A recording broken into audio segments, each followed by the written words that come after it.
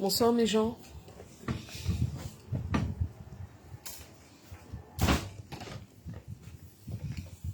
Bonsoir. J'espère que vous allez bien. Moi ça va, je vois qu'il y a je vois qu'il y a la baronne qui est en ligne. Mais c'est pas grave. Et j'ai vu qu'il y avait Dorcas aussi, mais c'est pas grave. J'avais envie de vous parler de quelque chose. J'espère que vous allez bien. Moi ça va tout doux. Je me suis fait extraire une dent. Je crois que c'était vendredi. Non, on est quel jour? Non, c'était hier. Je vous dis des bêtises. C'était hier. Hier, je me suis fait extraire une dent. Et voilà, j'ai pas été travailler hier. Et avec le recul, je me dis que j'aurais pas dû y aller aujourd'hui. Mais bon, j'ai finalement été. Mais c'est pas super. J'ai pas encore retrouvé complètement toute la flexibilité. Je sais pas comment on peut dire ça, mais voilà, je suis encore sous. C'est un peu comme si j'étais encore un peu shootée. Bref, je vous fais ce petit live parce que... excusez-moi. Je ne sais pas si vous avez eu l'occasion de voir sur Netflix la série The Polygamist, en anglais, qui veut dire le polygame. Je ne sais pas si vous avez eu l'occasion de voir cette série. C'est une série sud-africaine qui relate la vie d'un couple marié, d'un couple qui s'était marié sous régime de la monogamie, d'apparence. En tout cas, c'est ce que pensait la femme. Et en fait, au fur et à mesure des années, elle se rend compte que finalement, elle n'est pas la seule femme, mais que son mari a eu une femme avant elle et je crois 2 autres femmes après elle, plus des aventures et tout ça. Et je vous parle de ça parce que je vous raconte un peu l'histoire si vous ne l'avez pas vue, mais je vous invite à aller suivre cette série parce qu'en fait, c'est vrai que c'est de la fiction, mais ça dit aussi beaucoup de choses, je trouve, de manière générale, je ne vais pas généraliser, mais de certains hommes, et aussi même de nous les femmes. Et je pense on devrait beaucoup s'interroger sur un certain nombre de choses, parce que cette série, je vous assure, elle est assez forte. J'ai pas envie trop de vous spolier le truc, mais vraiment, je vous invite à aller suivre cette série, je répète, The Polygamist, parce que cette série, donc comme je vous dis, c'est l'histoire d'un homme, d'un couple marié, et en fait, la femme, elle se rend compte, en fait, encore une fois, elle s'est mariée sur le régime de la monogamie, et elle se rend compte au fur et à mesure que son mari lui est infidèle. Et pas qu'une fois. Et il lui ment sur un certain nombre de choses. Bonjour Mireille Colombine. Il lui ment sur un certain nombre de choses. Et puis il est très axé sur le sexe. Lui, dès qu'il voit une nana, dès qu'il voit une femme qui lui plaît, il est comme comment dire, il est complètement en rut, il peut pas se retenir, donc il va jeter son dévolu sur la femme, et puis il va faire ce qu'il a à faire, et il va pas se soucier, ou très peu se soucier à ce moment-là du mal éventuellement que ça pourrait faire à son épouse. Et mais à côté de ça, bonjour Mireille, à côté de ça, il veut pas divorcer. il veut pas divorcer. Et dans ce registre-là, vous voyez une femme qui est très amoureuse de son mari, et qui fait tout, mais je dis bien tout, pour le garder avec lui, au point où elle lui dit à un moment, et il fait des enfants dehors, hein, pendant le mariage, au point où elle lui dit, écoute, je veux pas que tu partes, donc si tu veux épouser ta maîtresse, épouse-la, et rentrant dans un régime de polygamie. Et je trouve l'acte très très fort, mais en réalité, c'est pas ce qu'elle veut, hein, mais c'est qu'elle veut garder son mari auprès d'elle. Peu importe, l'idée pour elle, c'est de surtout pas elle veut pas le quitter, parce qu'elle aime vraiment son mari.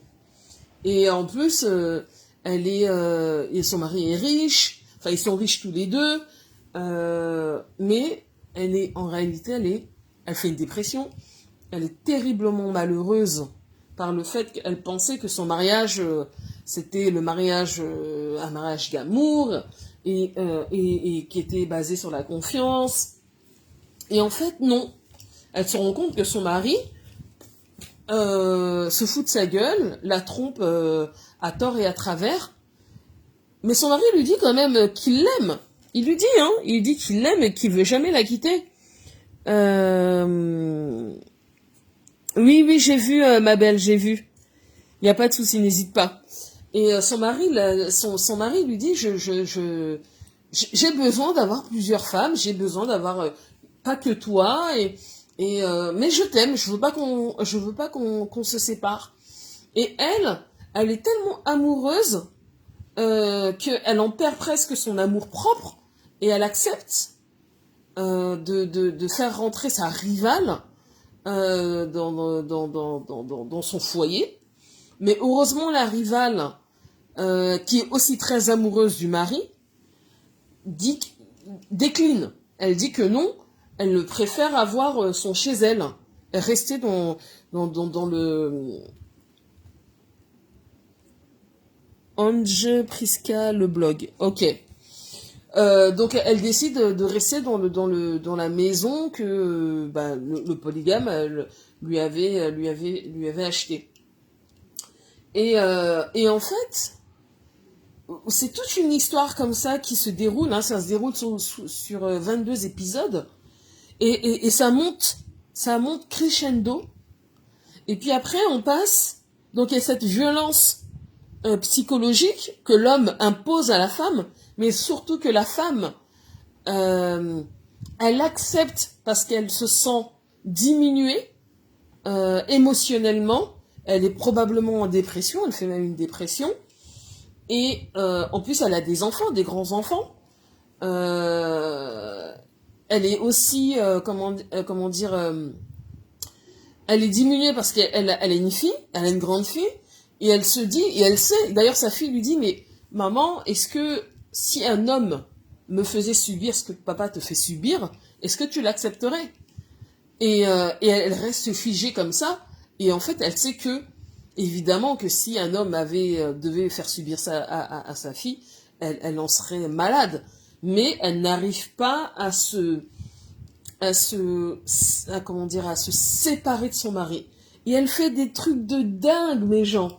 Parce que, à un moment, elle est même elle fait du chantage, elle tente de l'assassiner, et en fait, toute cette tentative d'assassinat ne fonctionne même pas. Mais la dernière tentative d'assassinat fonctionne. Et en fait, pourquoi je vous dis ça? Pourquoi vraiment je vous invite à regarder cette série? Parce que nous, les femmes, j'ai tendance à croire, et je crois qu'on supporte énormément de choses, comme si nos épaules étaient suffisamment larges pour accepter tout et n'importe quoi. Or, je pense que la première chose qu'on doit...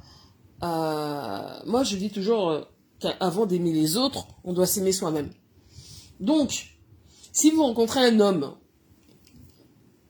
si vous êtes amené à vous marier, et compagnie, vous avez deux choix. Je parle dans un contexte africain, hein, d'accord. On va même parler dans un contexte camerounais, puisque je crois qu'au Cameroun, la polygamie est de vigueur. Euh, et, et donc, ou vous vous mariez avec un homme ou vous souhaitez le mariage sous régime monogamique, et il y a 70% de chances qu'il vous trompe une fois, plusieurs fois, mais vous restez la femme, d'accord. Il y a aussi des hommes qui ne vous tromperont pas, hein, attention. Hein, et puis, il y a le mariage sous régime polygamique. Et moi, comme je crois que j'ai eu à vous le dire, je suis pas j'ai pas été, mon père n'était pas polygame, donc je suis vraiment le fruit mon père avec enfin, il était monogame, et donc je connais pas ce que c'est qu'un foyer polygamique, mais j'ai eu dans mon entourage à voir des personnes qui ont vécu dans ce contexte-là, et je sais à quel point pour certains ça peut être une souffrance, c'est pas facile. Et ce que je veux dire, c'est que il est important que ce soit la femme. Si la femme décide réellement de rester dans ce régime, ou en tout cas d'accepter de se marier sous ce régime, ou alors de faire rentrer la maîtresse qui va devenir peut-être après la femme, en tout cas de changer de régime, que ce soit une vraie réflexion, parce que je trouve qu'il y a tellement de violence là-dedans. Moi, personnellement, je n'aimerais pas, je ne voudrais pas partager l'homme que j'aime, sous aucun prétexte. Mais je sais que l'infidélité existe, je sais que, mais dans ma matrice, si je suis avec quelqu'un, je suis avec un homme, c'est lui et moi, c'est pas lui, moi et quelqu'un d'autre. Et dès lors, même si je suis dans un registre où je sais que tout peut arriver, la décision me revient à in fine. Si j'ai envie, si je vois que voilà, il me trompe et compagnie, et que j'ai envie de le quitter, je le quitte, bien évidemment. Si j'ai envie de rester dans une relation qui, de mon point de vue, est vraiment trop bancale, je le quitte. Mais ce que je veux vous dire, mes gens, c'est que c'est pas une petite affaire, les foyers polygamiques. C'est pas une petite affaire. Et pour le mental, et je pense que c'est ni une petite affaire pour l'homme, ni pour la femme, évidemment, ni pour les deux en réalité. Parce que l'homme, quand un homme a plusieurs femmes, il doit les gérer sur le plan matériel, il doit faire en sorte qu'elles aient chacune leur chez-soi, parce que je ne pense pas que dans un foyer polygamique, les femmes puissent vivre ensemble, donc chacun doit avoir son chez-soi, et puis surtout, il faut avoir un mental de fer, parce que c'est pas une petite affaire, il faut avoir un mental de fer. Certaines dressent le lit pour leur mari et sa maîtresse. Oui, alors c'est fort possible, et en même temps c'est fort regrettable. Hein. Moi, je comprendrais pas trop, je pourrais pas comprendre ce type de femme, mais chacun est comme il est. Mais vraiment, je vous assure, cette série là, elle montre trop de choses, et à quel point, vous savez, nous les femmes, on n'oublie rien. On n'oublie rien. On a la rancune. Et quand on nous fait du mal, de manière générale, même si on dit vous pardonner, on dit pardonner l'homme, on n'oublie pas en réalité. Et souvent, il y a cette petite chose qui tourne, peut-être même sans le vouloir, hein, qui tourne, et vous vous dites, toi tu ne payes rien pour attendre. Tu ne paies rien pour attendre.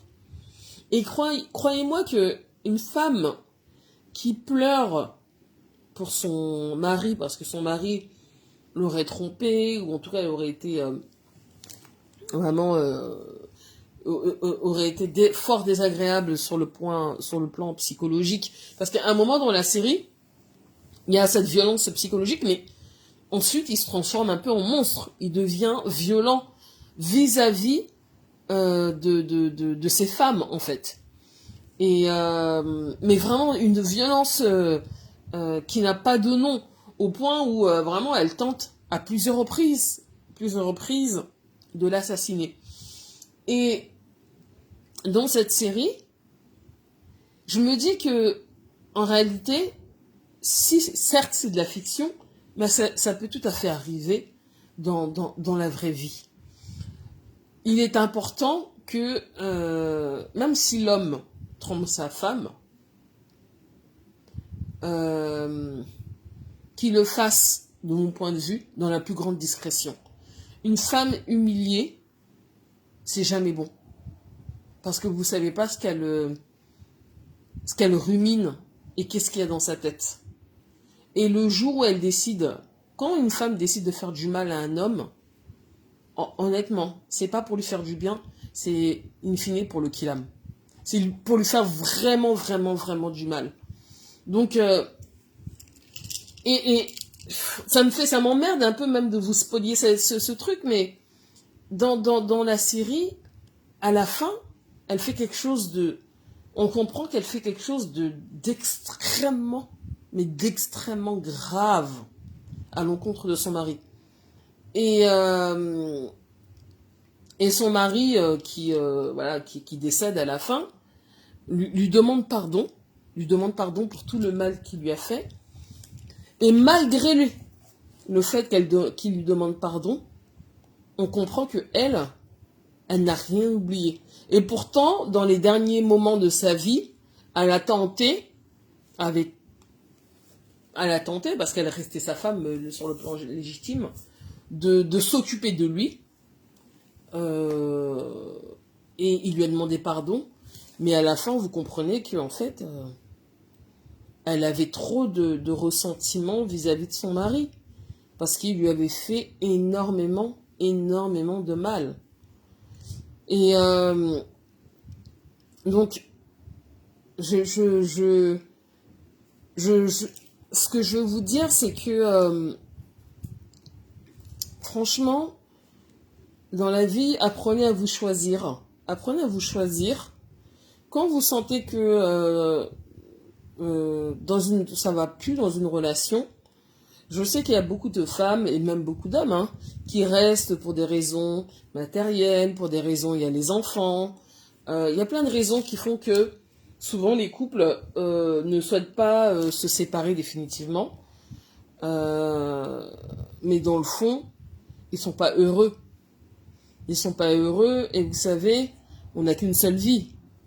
Si dans la vie qu'on mène, on reste avec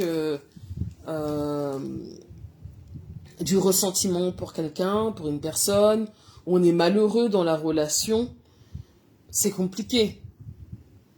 Alors c'est facile, tout ce que je dis, c'est du bavardage, mais en fait je pense qu'avec le temps, moi j'ai appris avec le temps que déjà d'une part il fallait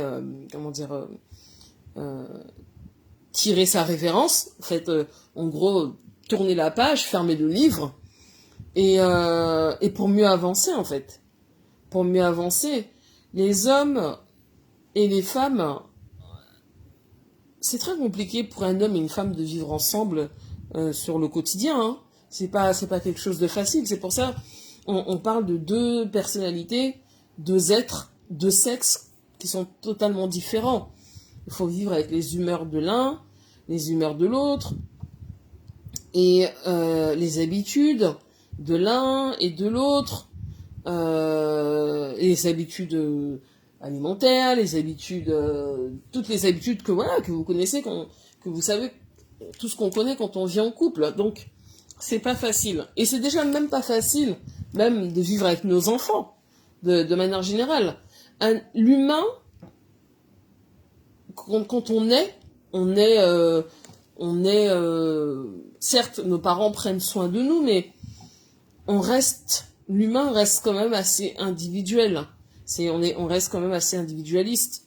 Et moi, j'ai appris, mais vraiment, c'est une expérience c'est une longue expérience et avec le temps que finalement, ce qui était important pour moi à mes yeux, c'était la paix.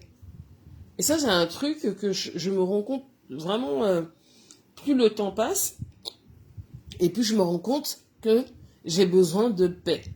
Que je veux pas de drama dans ma vie, en fait.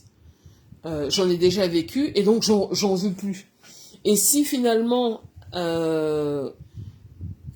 être seul pendant un laps de temps me permet d'avoir cette paix-là et éviter les dramas, ça me va. Et de la même manière, je suis pas... je veux plus avoir des maux de tête avec des histoires d'hommes, des histoires d'amour et compagnie, les histoires bancales, les histoires qui ne fonctionnent pas. Tout ça, moi, personnellement, ça me dit plus rien. Mais tout ça pour vous dire que il est vraiment important, merci pour les cœurs, il est vraiment important que vous choisissiez vous avant de choisir qui que ce soit. Choisissez-vous d'abord et après, choisissez l'autre. Parce que dans la vie, d'abord, on n'est jamais mieux servi que par soi-même. Souvent, quand je fais des lives où je vous parle du fait, comme la fois dernière, quand on a fait le live avec Membre Influent et Marc Gilbert sur l'apport, et Rachel sur l'apport de ce que l'homme doit apporter à la femme et tout ça, on rigole beaucoup et tout ça, et je suis très sérieuse, hein, moi, quand je vous donne mon point de vue là-dessus, hein. Mais je sais pertinemment qu'il y a des trucs, je vous assure, mais les gens, je suis plus en capacité d'accepter, et que je ne peux plus, et que je ne veux plus. Ça ne m'intéresse plus. En fait, je me suis rendu compte que la paix, c'était un trésor. C'était quelque chose de, ma paix intérieure, ma paix mentale. C'était ce qu'il y avait de plus précieux. Et les hommes, comme il y a des femmes, hein, je veux pas stigmatiser aussi les hommes, mais il y a des êtres comme ça, hommes comme femmes, qui ont tendance à vous polluer. On dit souvent que les hommes se marient avec des femmes qui ne épousent. On dit souvent que les hommes épousent des femmes avec qui ils se sentent, comment ils ont tendance à dire, ils se sentent apaisés, ou il n'y a pas de drama quand ils rentrent dans le foyer, c'est calme, c'est des femmes qui sont comment dire, voilà, elles sont une forme de soumission, elles sont là, elles prennent soin de leur mari, ça ne crie pas, vraiment, le mari a toute la place qu'il doit avoir au sein du foyer. Et en fait, surtout, voilà, il y a la paix. En fait, c'est ce qu'on dit. On dit que, bonsoir Kenem, on dit que les hommes épousent les femmes où il y a la paix dans le foyer. Et probablement, franchement, probablement. Moi, je considère que chacun est comme il est. Toutes les histoires sont différentes. Il y a des gens qui se marient par amour. Et je pense que c'est le meilleur des dilemmes, se marier par amour. Parce qu'en réalité, quand on est amoureux ou amoureuse, on plane. On plane complètement. On plane tellement que des fois, on oublie même comment on s'appelle. Vous voyez, on a des palpitations. Dès qu'on entend la voix de l'autre, on est ouf, on a chaud. On a envie d'être tout le temps avec la personne, tout le temps de lui parler.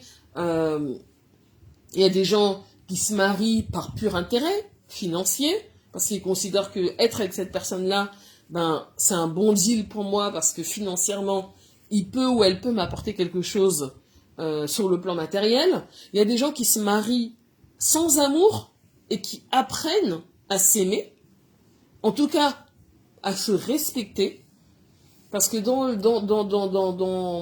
la photo du couple, le respect a toute son importance. Un homme qui respecte sa femme et une femme qui respecte son mari, il y a le respect et l'amour peut venir après. Il y a des gens qui ne s'aiment pas tout de suite, il y a des gens qui apprennent à s'aimer avec le temps. Et en plus, on sait que l'amour évolue en fonction des années, qu'on n'aime pas toujours. On aime, si un couple se rencontre à 20 ans et à 60 ans, ils sont encore ensemble, il y a eu des progressions dans la courbe amoureuse. Et c'est tout à fait normal. Et ce qu'on retient, oui, les hommes sont des gros bébés. Et ils aiment être des gros bébés, hein. Ils aiment ça, hein. Ben, quand je veux frapper les sous à mon mari, je me soumets.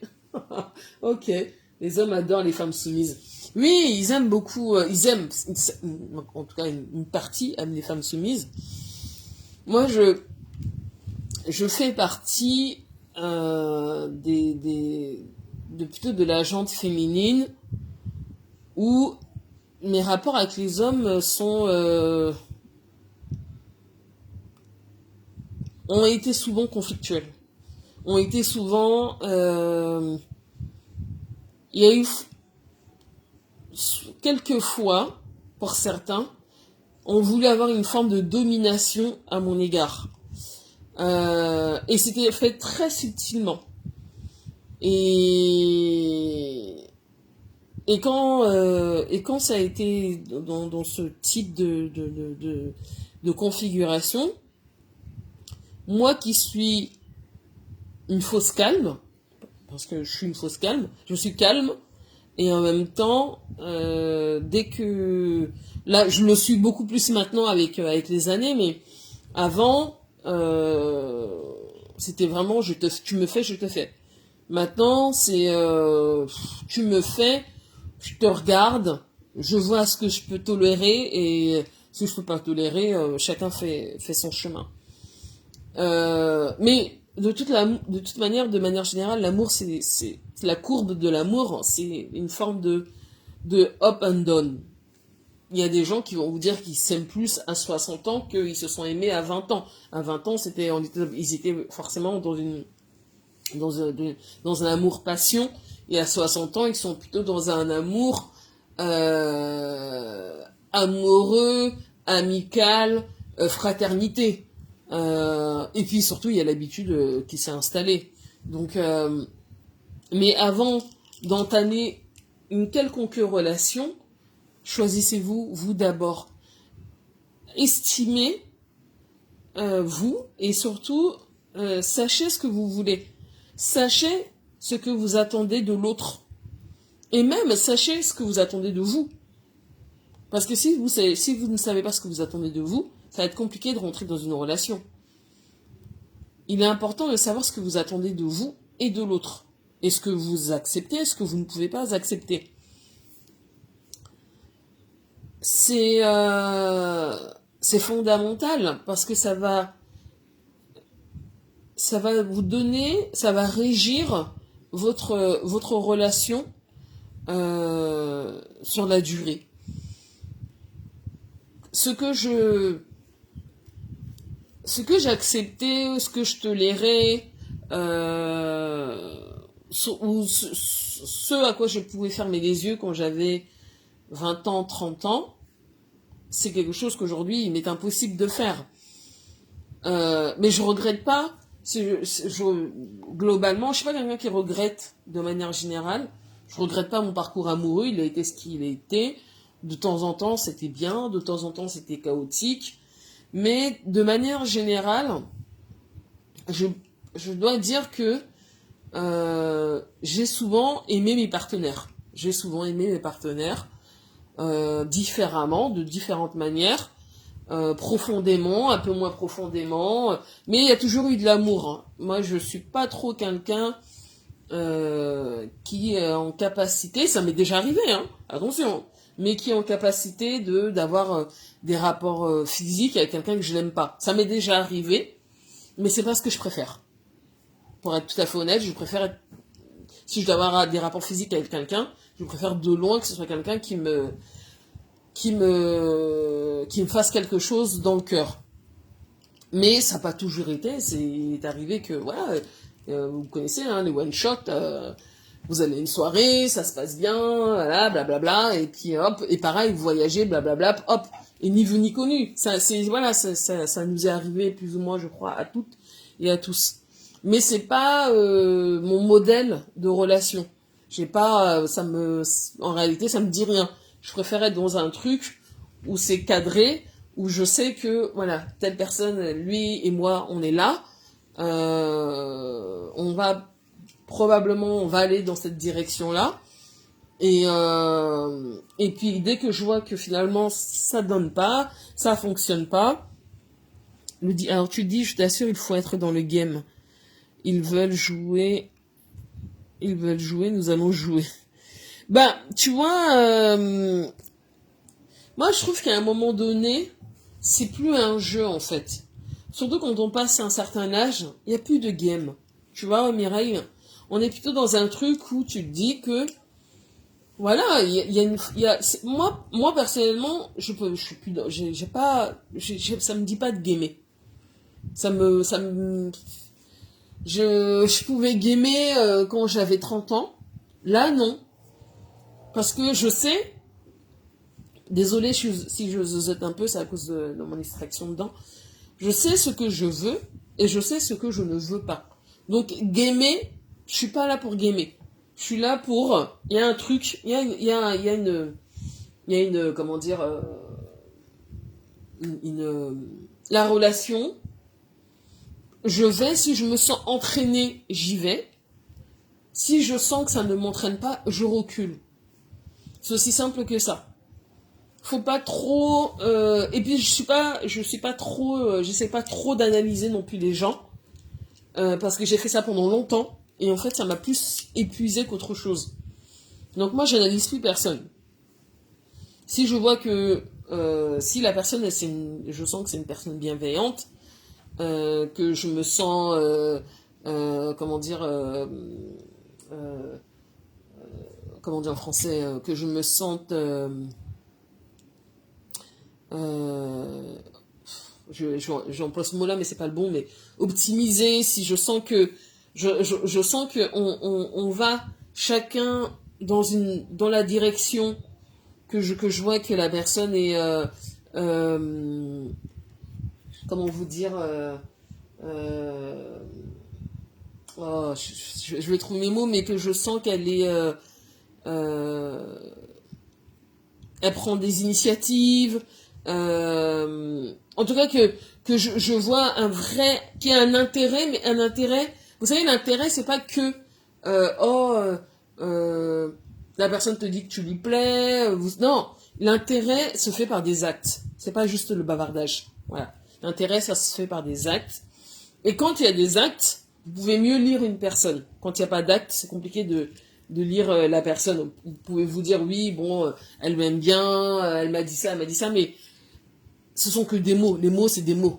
Mais les actes, c'est là. Donc, moi, comment dire, je fais beaucoup, je fais vachement attention à plein de trucs. Et je vous assure, quand j'ai regardé cette série-là, je me suis dit... punaise, nous les femmes quand même si c'est de la fiction, on a beaucoup de choses sur nos épaules, on souffre énormément et on laisse aussi beaucoup de choses, beaucoup de situations nous envahir. On accepte trop de choses qu'on ne devrait pas ou qu'on ne devrait plus accepter. Et donc c'est pour ça que c'est important de se choisir. C'est important d'avoir une forme d'autonomie dans tout ce qu'on entreprend, d'où voilà le fait que Maintenant, la majorité des femmes travaillent, ont leur salaire, ont leur permis de conduire, leur voiture, elles sont en phase.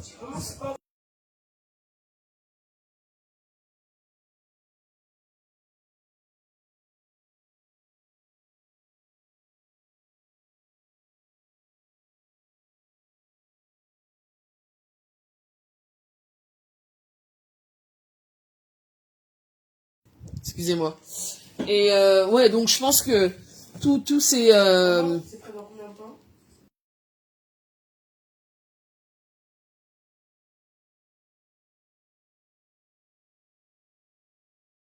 Ah, t'es en train de faire une école.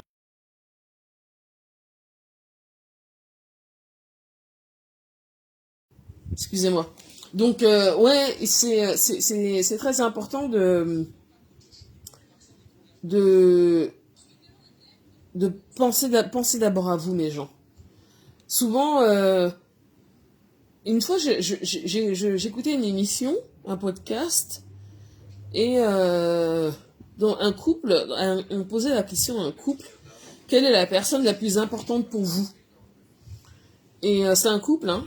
Et la femme a répondu, ou l'homme a répondu, c'est mon conjoint, ma conjointe. Et l'intervieweuse lui a dit,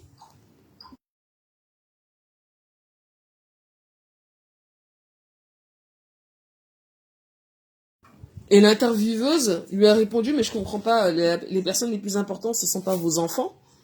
Et elle dit, ou il dit, je sais plus qui a répondu, non, parce que avant d'avoir nos enfants, on était nous deux, en fait, on était que tous les deux. Et c'est mon mari et moi.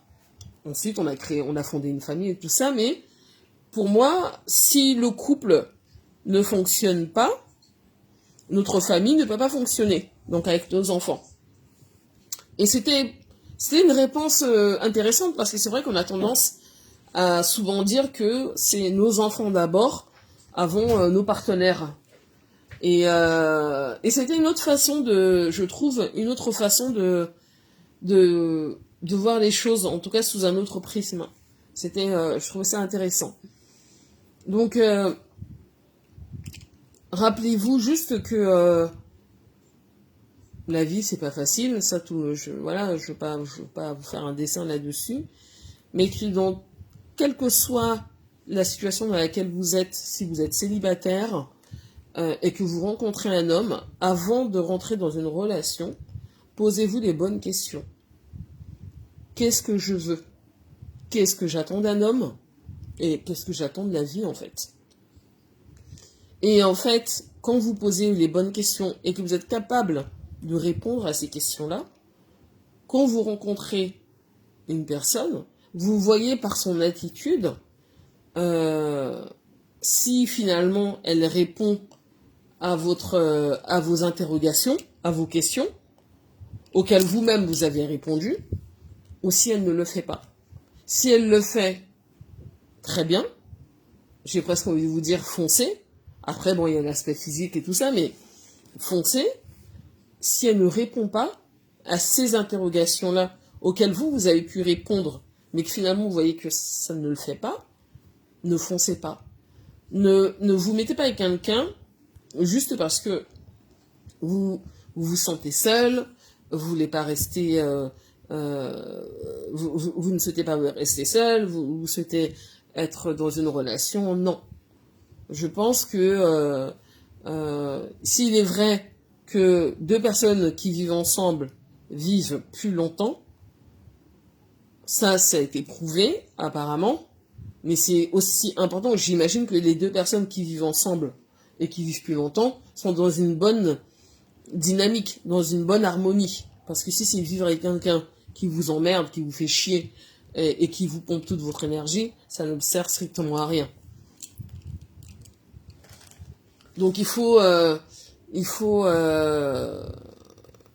se précipiter dans les relations. Il y a des relations tout de suite, vous savez, tout de suite, hein, il y a des couples qui vont vous dire j'ai su tout de suite que c'était lui. Et il y en a d'autres qui vont vous dire, bah, c'est venu avec le temps.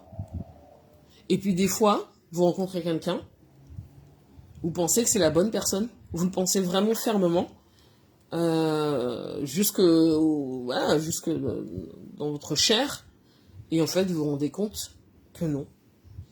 Au fur et à mesure que le temps passe, vous vous rendez compte que c'est pas là, finalement, la personne à laquelle j'avais mis... voilà, j'avais projeté des choses. Donc c'est important. Et n'oubliez jamais qu'une femme blessée, c'est pas... Une femme blessée peut faire beaucoup de dégâts. Une femme qui se sent blessée, qui a été blessée par son mari, par son conjoint, peut faire beaucoup de dégâts. C'est pour ça que les hommes, vous devez aussi faire attention à la façon dont vous traitez la femme de manière générale et à la façon dont vous traitez votre partenaire. Parce que ça déterminera pour la suite énormément de choses. Et c'est parce que je vous ai beaucoup spolié la série, mais croyez-moi, je vous invite et vraiment regardez-la, et puis si vous voulez une autre fois on en reparlera, vous me direz ce que vous en pensez. Mais vraiment, The Polygamist, waouh, c'est une série qui... Sérieux, hein, moi je suis restée comme ça. C'est aujourd'hui que j'ai vu la fin, j'ai dit waouh. Waouh. Donc, on dit souvent qu'une femme peut qu'il âme son mari. Ouais, c'est vrai.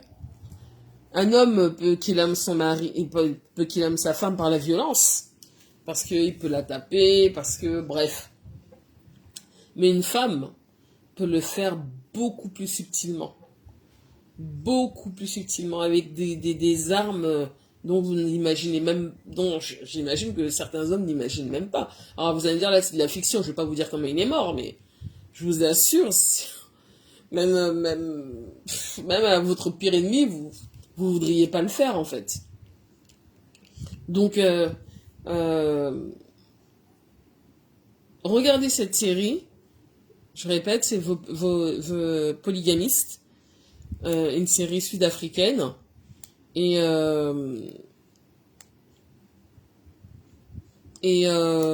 vous me direz ce que vous en pensez. Vous me direz vraiment ce que vous en pensez.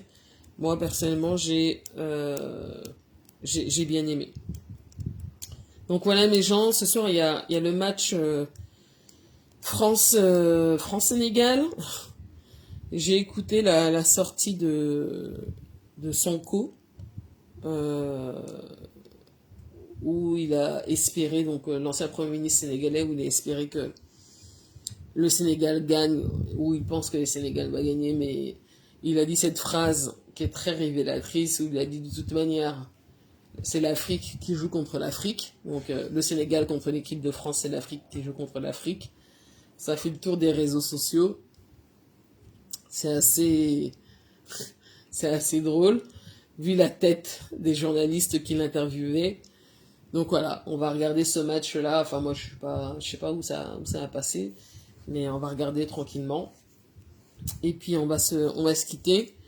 Je vous souhaite une bonne soirée. Et prenez soin de vous et je vous dis à bientôt. Ciao.